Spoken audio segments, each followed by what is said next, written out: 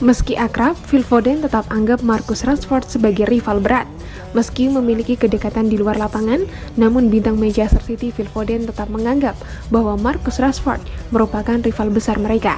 Terlebih karena ia membela Manchester United, baik Phil Foden maupun Marcus Rashford sama-sama menjadi andalan dari masing-masing tim untuk menggedor lini pertahanan lawan.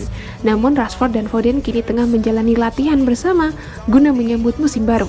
Kedekatannya dengan Rashford itu tampak ketika Foden mengunggah foto mereka dalam akun Instagram pribadinya. Tapi ia juga mengingatkan bahwa dirinya akan kembali menjadi musuh satu sama lain ketika musim 2023-2024 dimulai nanti. Bekerja keras bersama dengan Marcus Rashford, semua diawali dengan keakraban sampai musim dimulai, tulis Foden dalam akun Instagram pribadinya. Meski berseragam di level klub, namun Foden dan Rashford kerap saling bahu-membahu ketika membela tim nasional Inggris di kancah internasional.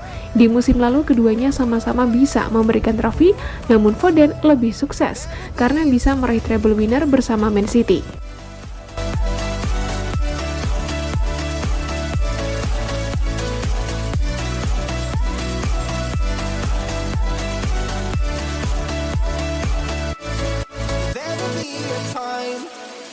Bebas dakwaan pemerkosaan Benjamin Mendy, alhamdulillah. Benjamin Mendy kembali bebas dari dakwaan pemerkosaan. Mantan bek Manchester City itu langsung mengucap syukur. Mendy menjalani persidangan di pengadilan Castle Crown Jumat 14 Juli 2023 waktu setempat. Pemain Prancis itu diputuskan tidak bersalah atas satu dakwaan pemerkosaan dan satu percobaan pemerkosaan. Usai keluar dari pengadilan, Mendy langsung dicecar wartawan. Pemain berusia 28 tahun itu langsung mengucap syukur. Alhamdulillah, katanya sambil tersenyum tipis, kemudian menunjuk ke atas. Mendy lantas berjalan meninggalkan pengadilan. Jurnalis coba mengikutinya sambil terus memberikan pertanyaan. Namun mantan pemain Le Havre, Marseille, dan AS Monaco itu cuma diam seribu bahasa sambil terus berjalan. Melansir Reuters, pengacara Benjamin Mendy memberikan pernyataan soal bebasnya dakwaan sang klien. Mendy mengucapkan terima kasih atas putusan hakim. Benjamin Mendy ingin mengucapkan terima kasih kepada anggota hakim karena fokus pada bukti dalam persidangan ini, bukan pada rumor dan sindiran yang mengikuti kasus ini sejak awal. Ini kedua kalinya Tuan Mendy diadili dan dinyatakan tidak bersalah oleh hakim. Dia senang bahwa kedua hakim mencapai keputusan yang benar. Sudah hampir 3 tahun sejak polisi mulai menyelidiki masalah ini. Tuan Mendy telah berusaha untuk tetap kuat, tetapi prosesnya pasti berdampak serius padanya. Dia berterima kasih kepada semua orang yang telah mendukungnya selama cobaan berat ini, dan sekarang meminta privasi agar dia dapat mulai membangun kembali hidupnya. Terkait statusnya sebagai pesepak bola, Benjamin Mendy sudah resmi dilepas Manchester City sejak akhir Juni lalu. Artinya, pemain yang membawa Prancis juara Piala Dunia 2018 itu berstatus tanpa klub saat ini.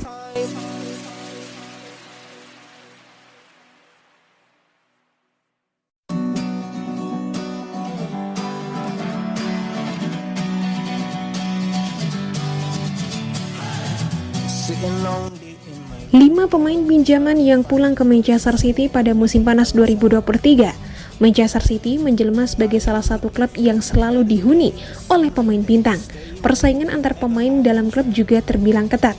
Setiap pemain harus menunjukkan performa konsisten agar mendapat menit bermain yang banyak. Hal tersebut memaksa beberapa pemain Manchester City dipinjamkan ke klub lain. Hal itu bertujuan agar mendapat menit bermain reguler. Ada sejumlah pemain yang kembali ke Manchester City pada musim panas 2023. Siapa sajakah mereka? 1. Yan Couto. Yan Couto sejatinya telah bergabung ke Manchester City pada musim panas 2020. Ia diboyong dari klub Brasil Coritiba FC dengan mahar 6 juta euro atau 104 miliar rupiah. Pada musim tersebut, ia masih berusia 18 tahun. Mengingat usianya yang masih muda, ia kesulitan bersaing di tim utama Manchester City. Ia kerap dipinjamkan ke sejumlah klub Eropa agar mendapatkan menit bermain. Pada musim panas 2022, ia dipinjamkan ke klub Spanyol Girona selama semusim penuh. 2. Yangel Herrera. Yangel Herrera telah bergabung ke Manchester City cukup lama. Ia pertama kali datang pada musim dingin 2017.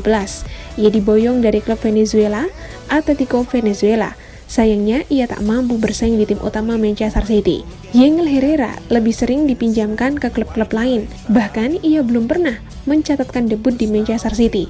Pada musim panas 2022, ia dipinjamkan ke Girona selama semusim penuh. Pada musim panas 2023, ia telah kembali ke Manchester City. 3. Issa Kabore. Manchester City melihat potensi dari Issa Kabore. Sang pemain kemudian diboyong pada musim panas 2020. Ia didatangkan dari klub Belgia, Kevin Mechelen.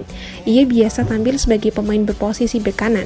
Issa Kabore kesulitan mengikuti skema permainan Pep Guardiola. Alhasil ia belum pernah mencatatkan satu penampilan di City. Ia lantas dipinjamkan ke Marseille pada musim panas 2022. Ia dipinjam selama semusim penuh. 4. Nahuel Bustos. Manchester City kerap memiliki pemain asal Argentina yang tampil apik. Hal itu memotivasi Nahuel Bustos untuk mengikuti jejak karir para pemain seniornya. Pada musim panas 2020, ia bergabung ke Manchester City. Sayangnya, kiprah Nahuel Bustos tak berjalan mulus di Manchester City. Ia lebih sering dipinjamkan ketimbang bermain secara reguler di Manchester City. Pada musim panas 2022, ia dipinjamkan ke klub lamanya di Argentina, CA Talleres. 5. Joao Cancelo. Joao Cancelo sejatinya merupakan pemain andalan Manchester City. Salah satu kelebihannya adalah bisa bermain sebagai bek kiri dan bek kanan. Namun performanya mulai menurun sehingga membuat ia kurang mendapatkan menit bermain. Pada musim dingin 2023, ia lantas dipinjamkan ke Bayern Munich. Dalam kesepakatan, Joao Cancelo bisa saja dibeli oleh Bayern Munich pada musim panas 2023. Sayangnya, mereka tak ingin mengaktifkan opsi tersebut dan memulangkannya ke Manchester City pada musim panas 2023. Cukup sulit untuk mendapatkan tempat di Manchester City. Para pemain di atas menjadi bukti ketatnya persaingan di dalam skuad Manchester City. Menurutmu, akankah mereka bisa masuk ke skuad Manchester City musim 2023-2024?